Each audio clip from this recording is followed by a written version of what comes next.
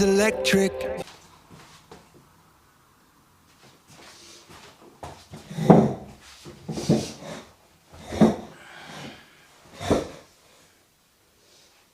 That's a good point. Hi everyone, welcome back for another video from Cracker and myself. We're here in Norfolk and today I want to talk about an energy update. I've just released our June end of month statistics and didn't really cover any issues about our technology here in the house. So I thought I'd do that separately. There's a few things to talk about. A few small things, a bigger thing that was sort of a concern at the time, a failure with our air conditioning system, and a couple of bits of technology update that I'd like to update you on as well. So where do we start? Let's start with the small one, my Doogee phone. Some of you thought it was quite good. I'm quite happy with it, but the casing around the outside has actually failed and broken. So it's not that I've dropped it and cracked it, it just seems to have disintegrated on the corners. So I've reported that off to Doogee and just thought I'd let you know so that it's not as bulletproof and military grade tough as perhaps I said in the first video, or at least the case isn't. The phone itself, still brilliant and still undamaged and feels rugged and robust, but not the case. Right, next thing, moving on with Doogee again, unbelievably. I don't want this to become a Doogee review channel, but they've sent me a tablet. And I didn't actually ask for it, I didn't say I'd review it. So why am I including it? Well, I thought it was a good example of talking about why I agreed to promote or share or talk about a particular product, but not all of them. And this is the sort of one where I'd rather go back to Doogee and say, do you know what? I don't think it's wise that I do a review of this product because I'm not particularly a fan. Where with the phone, I moved away from my Huawei phone and I actually use this on a day-to-day basis. So of course I can promote it because I actually use it, it's really good. This tablet, I don't know, the battery size is 7,500 milliamp hours, it's alright, but it seems to drain quite quickly. It's got an octa-core processor, but it seems quite sluggish compared to my Huawei tablet. So one of the things that I really don't like about it, and it might be Android 13, not the actual tablet itself, is the auto-rotate features. If you turn the tablet on, it comes on like this for your password lock screen and some of the setting screens. And if you rotate the screen, the data on the screen doesn't rotate, so you've still got to input everything in the portrait mode. And that's different to my Huawei tablet, so it's a bit more awkward. Also, the things that do rotate, so the apps that rotate, are quite sluggish. So there's a lag from when you move it to when it actually rotates. So the whole thing feels a bit laggy. So as a result of that, it's not an improvement on what I have, and therefore it's not something I'm going to be using regularly. As a cheap small tablet to go on a wall and provide a visual display of, say, some of my Home Assistant or my energy stats and data, it'd be brilliant. And as a child's tablet that isn't really concerned about performance and some of those annoying things, you know, perhaps that's okay as well, or just the occasional use. But for me, I'm not going to be using this on a regular basis, so I don't want Doogee to send me all of these products and expect me to review them, which I will not do, if they're not something that I think pushes the boundaries or changes something what I'm doing or would be of interest to you guys. So anyway, I thought I'd use this as an example of, I don't review everything because I normally reject a lot of things to review if it doesn't actually suit. But anyway, there you go. Doogee 720S tablet. It's not actually available yet, so I don't know the price of it. It's alright, feels quite solid, it's quite square, it's not rounded edges. So that's the bit I like about it the most. But other than that, it's just a cheap tablet. Hopefully it's cheap anyway. Not much more to say about it. So there you go, that's the Doogee stuff out of the way. Shelly, the Shelly power monitor, and I'll put an image of that on the screen up here. I use that to monitor one of our circuits in our house. So I use it to monitor, two circuits. I use it with two CTs to monitor the oven and hob circuit and also the air conditioning circuit. So I can tell how much energy we're using for cooking and how much energy we're using for cooling in the house or heating in the winter. That works really, really well. But the other day it just came up as unavailable on Home Assistant, and I was sort of panicking, thinking, oh no, it's broke, the Wi-Fi connection's gone, what do I do? And I was a bit busy that day, so I didn't spend a lot of time. But I think you know what it's like, when something fails, especially Wi-Fi, it's really frustrating because what the hell is it? And the more you look online, the more it's Wi-Fi interference, or it's a cheap Chinese product and it's just broken, you'll have to buy another one. And if we're surrounding ourselves with 10, 20, 30, 40, 50 odd devices, stuff's going to break quite often. So I'm starting to sense, am I getting just a hint of the first frustrations of stuff going wrong? Lo and behold, it wasn't anything to do with the Shelly monitor. The Shelly monitor was fine. It wasn't even my Wi-Fi. That was all fine. The circuit breaker it was connected to had switched off. So it had, what's the term? My brain's gone blank. I can't think of what the term is, where it flicks and switches off. Anyway, there's a term for it. And it had happened, and I'm not sure exactly why. I was told that it was connected to a light circuit, so I'd already powered our light circuits off and on, thinking that might reset it. But of course it wasn't connected to those circuits, it was connected to our gazebo, our outside room. And that was why I couldn't reset it, because I wasn't turning the right circuit off and on. In fact, I didn't even notice that circuit was off. So I had to take the cover off the consumer unit to actually see where the wires were and to see where it was wired.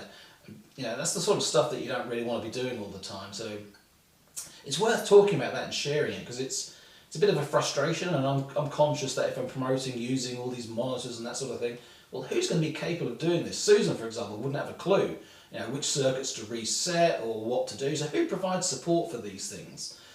If you build a technical house, it is a challenge to keep that maintained if you're not technically up to date and other people around aren't technically up to date and capable of doing the resets that I've now had to do. Anyway, it turns out that probably it was me and my mate doing some digging in the garden. We've been doing some work in my garden, landscaping, and we came across the power cable that powers my gazebo. And lo and behold, at roughly the same time as us digging, the circuit breaker tripped. There's the right word. So it was probably us. I'm not sure how worrying that is, that the circuit tripped when we were digging in and around the cable. Having checked the cable, it's not damaged, it's not broken. I think I might have hit it with a spade, but it is armoured, so it is protected. Anyway, that was what it was. So we're back up and running, monitoring those circuits. So that was an interesting one that I thought would be interesting to share. The other thing that's failed is our air conditioning unit. We had one of our indoor units fail, and it just powered off and wasn't responsive, didn't work on the remote control or Wi-Fi. In fact, it was physically powered off, so I couldn't look at anything to do with that unit. And worryingly, it was dripping water out of it and down over an electric socket, so not good at all. But these pumps and water receptacles in the units probably are the weak point of these indoor units, in that when they're in cooling mode, not heating mode, they extract moisture from the air, and that moisture goes into a little receptacle tank or drains out through gravity at the back of the units. So it depends whether your unit is physically connected in a place that you can drain out naturally, which is the best way of doing it, or whether you need a little mini pump to pump that water into a place which can escape nicely. So part of it is about the aesthetics. So on the one that's failed, we could have a pipe that just goes out the wall and drips down the outside, but I'm told by the installer it's quite a lot of water that it will extract when you're in cooling mode. So do I really want like a bucket on the outside of the wall or dripping down the wall?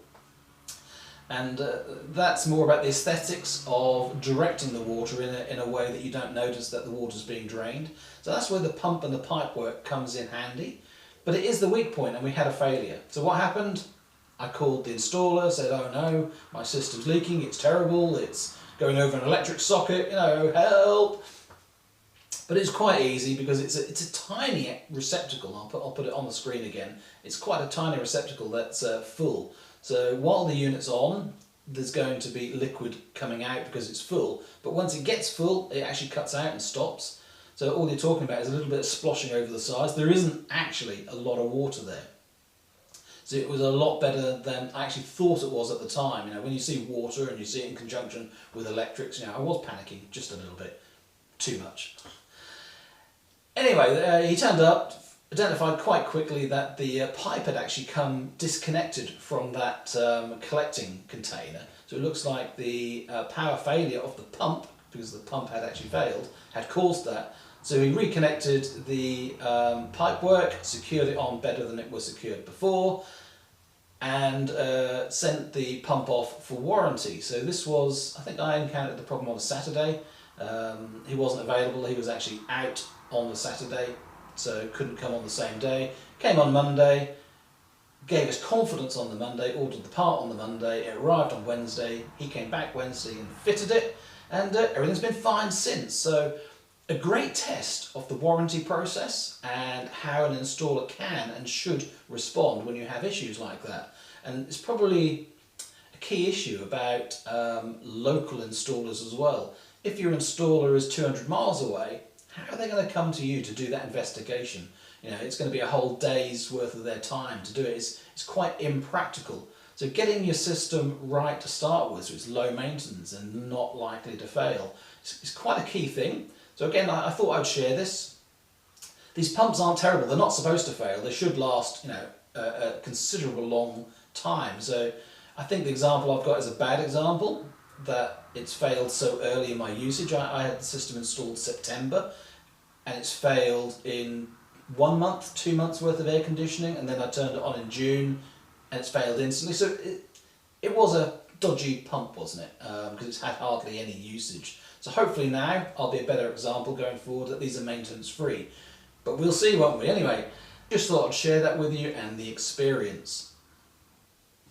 New technology wise though, there is one product that I do want to share with you, and it's not really related to the energy side of things, apart from how much energy I'm consuming myself. I've mentioned in a video before that I've taken up running. I'm trying to get slimmer, fitter, healthier. You know, I've got to the age where things have got worse and worse and worse, and I've become more and more comfortable. And I've got to take action before it's too late. So running is something I've started, and it's become interesting because there's comparables between the running data and the electric renewable energy data that I like collecting and like seeing. So one of my first thoughts about when I'm out running is, how do I track what I'm doing? How many steps have I taken? How fast was I going? What was my pace? What was my heart rate? And do I have a map of the route that I went and how far it was, etc.? And those intervals, the 1 kilometre intervals, how am I doing with those? All of those sort of things that I want to do. So I've started using a fitness app on my mobile phone, on this Doogee phone. And I tried Google Fit, I tried a few, and actually the Huawei Health app that I had on my old phone seems to be one of the best. I like it the best because the step count is live. That's one of the big things. So I can look at the phone and actually see it increment as I'm walking. Some of the others are quite delayed. And that's the equivalent, isn't it, of inverter apps and stuff, where you get a 5-minute delay on how much solar you're generating, where some are live. So there's some great comparables between the two.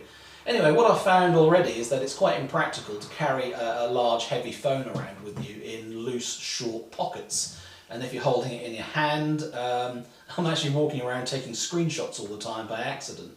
So it's not as ideal, and you've got to turn it on, you've got to then look at the data, and is the screen appropriate for looking at that sort of stuff while you're running, and keep track of it.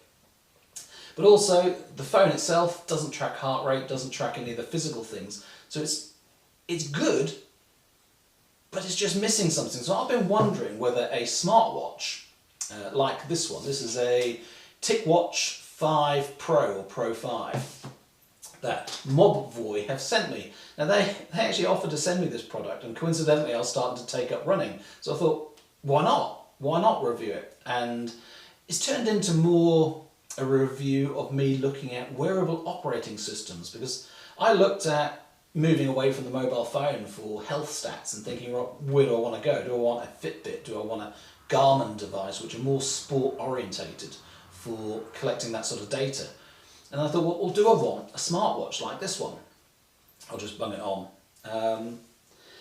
And what I've been thinking is, will I get the benefit of the sports side of things and then also have the benefit of a smartwatch with its smart capabilities? What can this wearable operating system, this is Google wearable operating system, what can it do that's different to what I can do with tablets and phones? And will that improve my life? Will that improve what I do? And I found it slightly in conflict with my life, actually, because in 2009 I stopped working, so I actually took a watch off and haven't worn a watch since. I don't need to know what time of day it is. If it's daylight and it's nice, I'll get up and go out. If I'm hungry, I'll eat. You know, I don't live by a time schedule. I don't have meetings to go to. The only time that I get involved with times is when I have to make appointments with other people that live in that environment where they're all time sensitive and time conscious. So time's not that important to me most of the time. And then also, how many times do we get notifications on a phone from Facebook, from Twitter, from Instagram, from YouTube, from whatever, you know, because I'm a YouTuber, I get a lot of notifications. So I get a lot through on here, I get them on my tablets, well, you know, not this one. So do I really want them coming through on my watch as well? And that's part of the integration, that what's on your phone comes through to your watch as well. Now partly I like the concept of that, because I like the idea of leave your phone at home, take your watch out, and your watch has a lot of the smart features that your phone has. So I thought. But it doesn't, because it doesn't have a data connection. So because your watch doesn't have a data connection, it can't connect and get your notifications, it can't get the details from your phone. The only way that it mirrors your phone and gets stuff off your phone is through Bluetooth. You've got to have your phone in your pocket and wear your watch. So if you're going to go and pay for something on your watch, your phone's got to be with you. So it's quite limited. My testing so far makes me think that it would be a much better solution if both devices, the phone and your watch, had a SIM card in it and they were paired together so that you could use one or the other. But it doesn't work like that. You have to have your phone with you to have the Bluetooth capability. The smartwatch works from a sports point of view, so from a GPS point of view, a step counting point of view, from a heart rate monitoring, from it monitors your sleep and your stress and all sorts of other things as well. So all of those things work independently without your phone. But then your watch uploads that data to your phone and to servers so that you can see the data on your other devices. So you've got data being collected and then it offloads and pushes up here as well. So you can see it on your watch, but you can see it in more detail and more history over on your device. So that works quite well. One of the things that I've liked about the wearable operating system is actually taking phone calls on my watch has been better than picking the phone up. I've been quite surprised about how good that's been. I've never had Bluetooth earphones to take phone calls or anything like that. I've never tried any of that technology. So to actually take a phone call on a Bluetooth supported device, that's actually been quite good. The sound's good, both ends, it works really well, and I don't actually miss phone calls. So if keeping an eye on the time and keeping up to date with your phone calls is something that you want to do without actually having your phone right in front of you, it's quite a good thing. Technology wise, I was missing WhatsApp on this. When I first installed it, WhatsApp didn't exist, but lo and behold, yesterday WhatsApp was launched for wearable, and therefore I've now got WhatsApp on this, and that does work quite well. And what I say is it didn't work well before is I couldn't see the images. I do exchange a lot of images over applications like WhatsApp, so it's nice to see what they are, and it is handy being able to see them come through on the watch without having to get your phone out. So that's been quite good as well. But the physical technology that's on the watch, the smart stuff and how much it integrates, I've been wondering whether it will integrate to Home Assistant and integrate to our smart house here. And the Google Assistant doesn't work on this watch. Hello, Cracker. And some other functions do not work. It depends whether the app is implemented, like I was saying about WhatsApp. If it hasn't been implemented yet, then it doesn't work.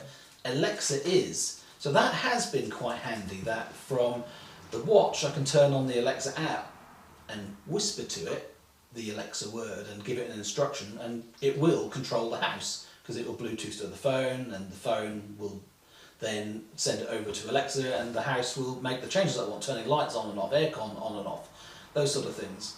And the handy thing about it is normally you're calling out vocally to my Echo devices over there somewhere, so you call it out in the entire room, but everyone's hearing what you're saying. When it's on the watch, you can actually whisper to it, and when you're whispering to it, it's not annoying other people. So at night time, for example, sometimes we've had the air conditioning on or a fan on, I've been able to turn that off quietly without actually waking Susan by telling Alexa to turn it off. So there's hello my boy, there's some interesting things going on. What do I think of the actual Mobvoi Ticwatch 5 Pro? Well, I'm a novice with smartwatches, so I can't compare to other things, but what I can say is the screens are brilliant and the look of it is nice. So it's a digital screen like a mobile phone. It's not a watch in itself. So all of the watch face and image is digitally put on there. So you can choose whichever face you want. You can make it look digital, look analog, you can integrate it with your heartbeat, you can have any colour choices you like. So mine is red, I don't know if that comes out. I've tried orange and green and blue, there's all sorts. So you can have whatever you like. That's all really good. But where this one is unique, I think, is it has a dual screen on it. So it's got the normal like phone-like screen, the AMOLED, I'm not sure how to pronounce it. But it's got that type of screen, so it's high pixels and nice and clear, nice and bright, all of those sort of things, but it uses a lot of battery. What this has is another screen physically overlaid on the top or underneath, I'm not sure which it is. And that is backlit, and that's on all the time. So even when the watch face is black like this, it's actually on. In direct sunlight I can see the data. And if I tilt my wrist slightly, then the colour backlight comes on and I can see the data. So I can see the time, my heartbeat, rate, all those sort of things. One of the clever things with it is that backlight, it changes colour depending on my heart rate. So when I'm running, I can tell which phase of my running I'm in, whether I'm in an aerobic state or fat burning state, or I'm in a really dangerous state. So if it goes red, I know to stop running and start walking and start recovering. So that's actually quite good, because instead of looking and seeing the data, and in fact I actually have to take my glasses off and peer into it sometimes, then just seeing the colour code will actually help me pace myself during my run.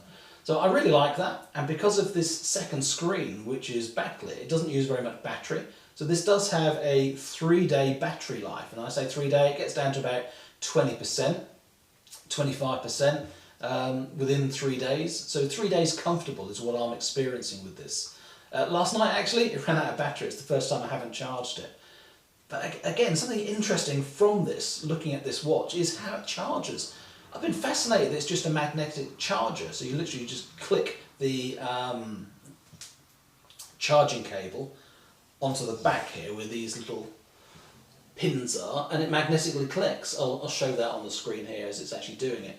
It just makes me think, why on earth don't mobile phones do that? I mean, the fact that we have to, on a waterproof one, flip up wherever it is, flip up this little panel here and then put the cable in. It's really annoying. Why doesn't it just magnetically connect? Because this is waterproof. So why doesn't this do it? Why don't we have the connection for the battery here as just a normal magnetic connection? So I've been fascinated with the differences between using one of these watches and using the mobile phone.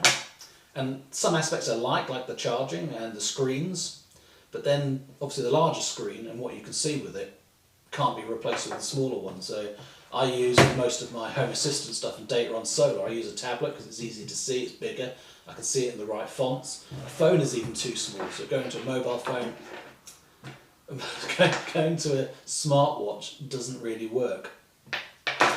Heart rate wise and all the physical stuff that it monitors, how accurate is it, is a question that some people would ask.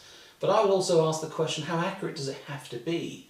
It's just like solar that I'm doing with batteries and solar panels. If you only look at one app, then that is the truth, that is accurate. If you start comparing it to other systems and see differences, well, which one is accurate? And that's where you are with this. If all you're going to use is a smartwatch to count your steps or to measure your heart rate, then whether it's accurate or not only depends whether you've got another device measuring it another way and how that compares. I did a test on steps on this and found that within 100 steps it was 6 steps out. So my physical count of my steps was 6 out.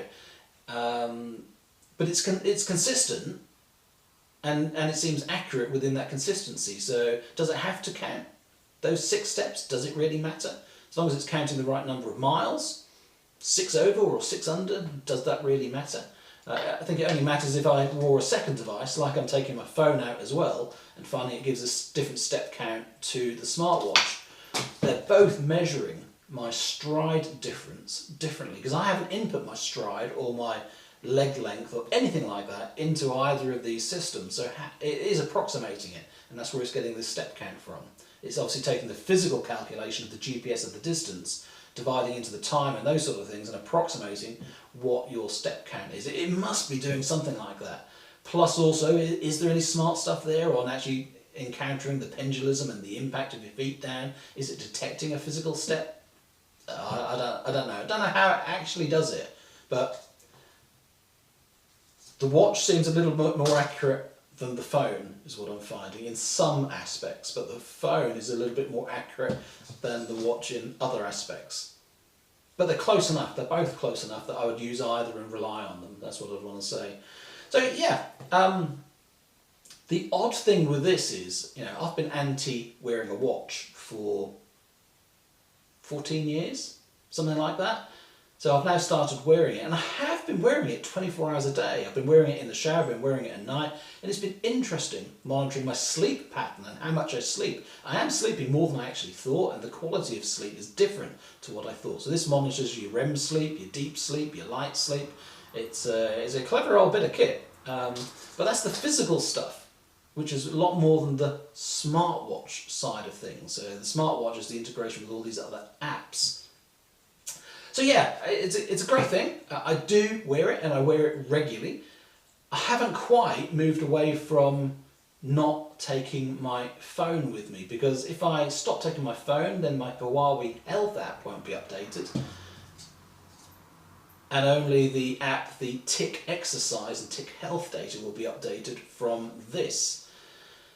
Yes, you can port that data, I think, from one app to other apps like Strava, and I'm not familiar with Strava, so I can't talk about it, but there are other ways to collect it. And again, it's just like monitoring solar panels. It's if you monitor in one place but then stop and start monitoring somewhere else, you'll sort of think, oh, I should have carried on monitoring over here. But before you know it, you start monitoring in two places. So I'm not quite at the position yet of stopping using the phone and using this one instead. I haven't quite decided which one's better. I like the pace data better on the mobile phone, the Huawei Health app, rather than the one over here on Mobvoi. So I haven't quite got to the point where I've let go of one and just using it consistently. Anyway, I just thought I'd share that with you because it's been a fascinating thing, looking at a completely different piece of technology and having comparisons to the energy related stats that I look at. I just don't know whether to say I am going to carry on using a smartwatch. I haven't finished. I haven't reached that conclusion yet. And is this one a really good one to go for? Well, it's worked perfectly. 3-day battery life, I like the screens, seems to do the trick, and new apps are coming through all the time. But at the moment, it is really handy. I quite like having the watch with me to check on things. I'm hoping I can find some integration to be able to check on my stats from Home Assistant and my solar systems through here, but at the moment I haven't got any of that data through here and I can't find a way of doing it yet. Anyway, thanks for watching, hope you enjoyed this video.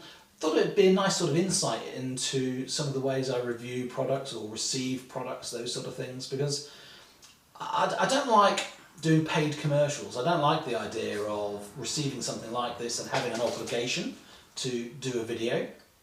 I don't like that pressure of doing the video, but it's also quite nice because I probably wouldn't buy something like this and try it because it's not cheap. It's something like 300 quid or more. It's not something I would do unless I was given the opportunity to receive the thing and try it for free. I've definitely found it with, for example, testing the portable batteries that I've been testing from Bluetti and Ecoflow. You have to start small and you have to test some of the small ones that you're not necessarily as interested in. And it's only after you've tested a few things and your channel's become known for testing these things that they'll give you the bigger and better ones. And Ecoflow have just sent me the Ecoflow Delta 2 Max. Now that's the one I've been after for quite a while, the Max or the Pro, because those are powerful enough to charge your electric car and they've got enough capacity to actually put a tangible amount back into the car. So I'm truly hoping I'm going to be able to test running the Golf or the Mini out of energy completely and seeing how that works. With the confidence I've got a power station that can power the car back up and get me back home. That's what I'm hoping for. I've seen a few channels do it and it does take a bigger battery to do it. The smaller ones that I've had just aren't beefy enough to provide enough power or enough capacity to be able to do the job. I think I've now got a battery that's capable of that. So I'm looking forward to doing that specific review of the Ecoflow Delta 2 Max device and how it can charge an electric car. And therefore it is relevant, but it's taken a while to get to that point by reviewing some of these other products. I hope you understand, I hope it makes sense, and keep watching, keep listening, because we're all on a learning curve, aren't we, on all sorts of stuff, and it's amazing what you find from one thing to the other and how it helps you appreciate things. data and data accuracy has been something I've been thinking of a lot when I've been looking at these two things. Anyway, thank you so much for watching. I'll put links to these things in the description of the video if you want to go off and research it yourself. The Doogee tablet I don't think is out yet at all, so you won't find it online. The Mobvoi Ticwatch Pro 5, that is out and is available, so I can probably put a link into Amazon or something like that in the description so you can find it. But decent product. Thanks again for watching. Take care. See you again soon for more content. Bye for now.